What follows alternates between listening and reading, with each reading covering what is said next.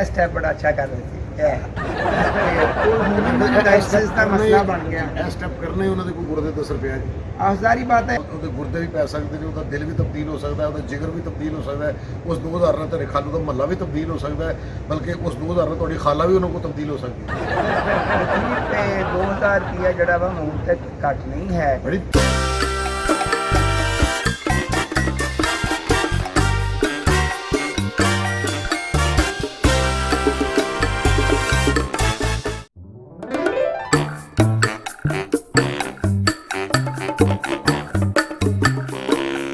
अस्सलाम वालेकुम नाज़रीन, मैं सरदार कमाल। ਵਧਦੇ ਹੋਏ ਪੈਟਰੋਲ, ਵਧਦੀ ਬਿਜਲੀ ਔਰ ਵਧਦੀ ਮਹਿੰਗਾਈ ਦੇ ਨਾਲ ਤੁਹਾਡਾ ਸਰਦਾਰ ਕਮਾਲ ਮੰਮੀ ਤੁਹਾਡੇ ਨਾਲ ਹੀ ਆ।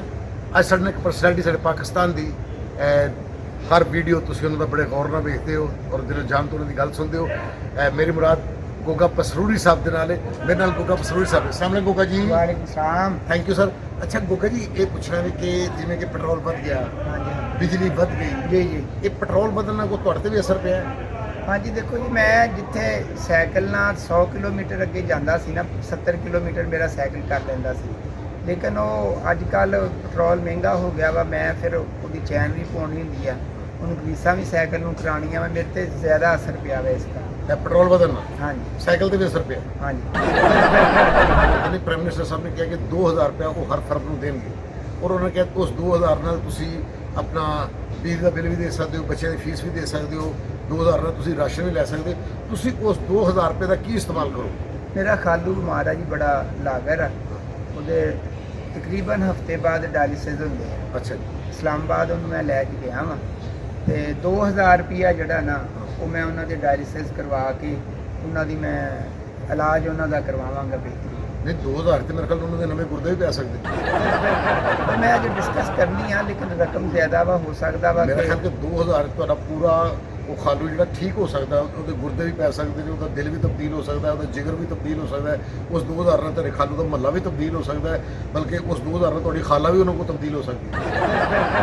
ਤੇ 2000 ਰੁਪਇਆ ਜਿਹੜਾ ਵਾ ਹੁਣ ਤੱਕ ਘੱਟ ਨਹੀਂ ਹੈ। ਬੜੀ ਮੈਨੂੰ ਲੋਕਾਂ ਨੇ ਕਿਹਾ ਵਾ ਕਿ ਇਹ ਗੁਰਦੇ ਜਿਹੜੇ ਆ ਇੰਡੀਆ ਤੋਂ ਟ੍ਰਾਂਸਪਲਾਂਟ ਹੁੰਦੇ ਆ। ਅੱਛਾ ਜੀ। ਫਿਰ ਉਸ 2000 ਦੇ ਰੇਸ਼ੋ ਦੇ ਵਿੱਚ ਹੀ ਇਸ ਬਜਟ ਦੇ ਵਿੱਚ ਮੈਂ ਇਹ ਵੀ ਸੁਜੈਸਟ ਕਰ ਰਿਹਾ ਵਾਂ, ਸ਼ਾਇਦ ਉਹਨਾਂ ਨੂੰ ਮੈਂ ਇੰਡੀਆ ਹੀ ਲੈ ਜਾਂ 2000 ਚ।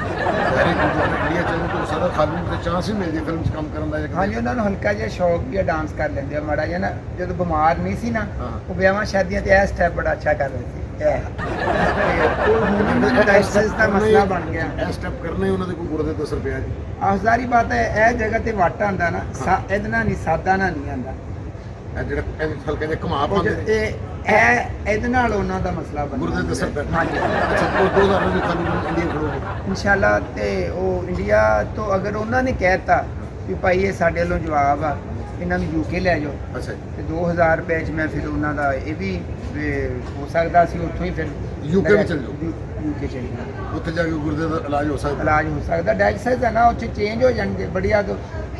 2000 'ਚ ਅਸੀਂ ਖਰਚਾ ਇਹ ਹੋ ਸਕਦਾ ਵਾਪਸ ਵੀ ਆ ਜਾਈਏ ਉਸੇ ਬਜਟ ਦੇ ਵਿੱਚ। ਬਿਲਕੁਲ ਸਹੀ। ਦੇਖੋ ਜੀ 2000 ਰੁਪਇਆ ਕੋਈ ਘੱਟ ਰਕਮ ਤੇ ਨਹੀਂ ਨਾ ਨਹੀਂ ਹੈ। ਤੇ ਖਾਲੂ ਇਕੱਲੇ ਜਾਣਗੇ ਜਾਂ ਖਾਲੂ ਦੇ ਨਾਲ ਖਾਲਾ ਵੀ ਜਾਣਗੇ ਜਾਂ ਕੋਈ ਫੈਮਿਲੀ ਦੇ ਲੋਕ ਵੀ ਜਾਣਗੇ? ਨਹੀਂ, ਉਹ ਖਾਲਾ ਘਰ ਜਿਹੜੇ 2000 ਰੁਪਏ 'ਚ ਨਾ, ਅਸੀਂ ਉਹਨੂੰ ਉਧਰੋਂ ਭੇਜਾਂਗੇ। ਅਸੀਂ ਅੱਛਾ। ਡਾਲਰਾਂ ਦੀ ਸ਼ਕਲ 'ਚ 2000 ਰੁਪਏ 'ਚੋਂ ਉਹ ਖਾਲਾ ਨੂੰ ਪੈਸੇ ਭੇਜਾਂਗੇ। ਤੂੰ ਪਿੱਛੋਂ ਤੂੰ ਵਰੀ ਨਾ ਹੋ ਤੇ ਤੂੰ ਆਪਣਾ ਘਰ ਚਲਾ। ਯਾਨੀ ਹਾਂਜੀ ਕਿ ਬਿਲਕੁਲ 2000 ਨਾਲ ਘਰ ਵੀ ਚੱਲੇਗਾ। ਖਾਲੂ ਦਾ ਗੁਰਦਾ UK ਤੋਂ ਵੀ ਪੈ ਸਕਦਾ ਹੈ, ਇੰਡੀਆ ਤੋਂ ਵੀ ਪੈ ਸਕਦਾ ਹੈ। ਹਾਂਜੀ ਹਾਂਜੀ। ਯਾਨੀ ਕਿ ਤੁਸੀਂ ਕਹਿਣਾ ਇਹ ਚਾਹ ਰਹੇ ਹੋ ਕਿ ਇਹ ਜਿਹੜੇ 2000 ਪ੍ਰਾਈਮ ਮਿਨਿਸਟਰ ਸਾਹਿਬ ਦੇ ਰਹੇ ਨੇ, ਇਹ ਬੜੇ ਬਰਕਤ ਵਾਲੇ 2000। ਦੇਖੋ ਜੀ 2000 ਰੁਪਇਆ ਤੁਸੀਂ ਬੰਦੇ ਦਾ ਮੂੰਹ ਭਰ ਜਾਂਦਾ। 2000 ਰੁਪਇਆ ਬੰਦਾ ਕਿੰਨਾ ਕਿੰਨੀ ਦੇਰ ਲੱਗਦੀ ਹੈ, ਤੇ ਇਹ ਅਮਾਉਂਟ ਖਰਚਣ ਲੱਗਿਆ ਫਿਰ ਸਾਨੂੰ ਟਾਈਮ ਤੇ ਲੱਗਣਾ ਕਿ ਨਹੀਂ ਲੱਗਣਾ। ਯਾਨੀ ਕਿ ਤੁਸੀਂ ਇਹ ਕਹਿਣਾ ਚਾਹ ਰਹੇ ਹੋ ਕਿ 2000 ਨਾਲ ਤੁਹਾਡੇ ਖਾਲੂ ਤੰਦਰੁਸਤ ਹੋ ਜਾਣਗੇ ਔਰ ਅਗਲਾ ਵੋਟ ਕਾਸਟ ਕਰਨਗੇ। ਮੈਂ ਕਹਿੰਦਾ ਜੀ ਹਾਂਜੀ, ਇਹਨਾਂ ਨੂੰ ਪਾਵਾਂਗੇ ਜਿਨ੍ਹਾਂ ਨੇ 2000 ਰੁਪਇਆ ਦਿੱਤਾ। ਦੇਖੋ ਜੀ ਰਕਮ ਵੀ ਘੱਟ ਨਹੀਂ ਹੈਗੀ ਸਰਦਾਰ ਚਲੋ ਸਾਹਿਬ। ਮੁਬਾਰਕ ਹੋਵੇ ਜੀ। ਇਹ 2000 ਨਾਲ ਤੁਹਾਡੇ ਕਿੰਨੇ ਵੋਟਰ ਪੱਕੇ ਹੋ ਗਏ ਨੇ ਤੇ 2000 ਬੜਾ ਬਰਕਤ ਵਾਲਾ ਹੈ ਔਰ ਗੋਗਾ ਜੀ ਦੇ ਖਾਲੂ ਜੀ ਦੇ ਉਹਨਾਂ ਦੇ ਗੁਰਦਿਆਂ ਦਾ ਵੀ ਆਰਾਮ ਵੀ ਆ ਜਾਏਗਾ। ਮੈਨੂੰ ਤੇ ਗੋਗਾ ਜੀ ਨੂੰ ਇਜਾਜ਼ਤ ਦਿਓ, ਅਸੀਂ ਕਿਸੇ ਹੋਰ ਨੂੰ ਪੁੱਛਾਂਗੇ ਇਹ 2000 ਦੀ ਕੀ ਬਰਕਤ ਹੈ। ਹਾਂ, ਮੈਂ ਜਾ ਕੇ ਨਾ ਕੋਈ ਇੰਤਜ਼ਾਮ ਕਰਾਂ ਉਹਨਾਂ ਨੂੰ ਲਿਜਾਣਾ, ਐਂਬੂਲੈਂਸ ਵਗੈਰਾ। Thank you sir.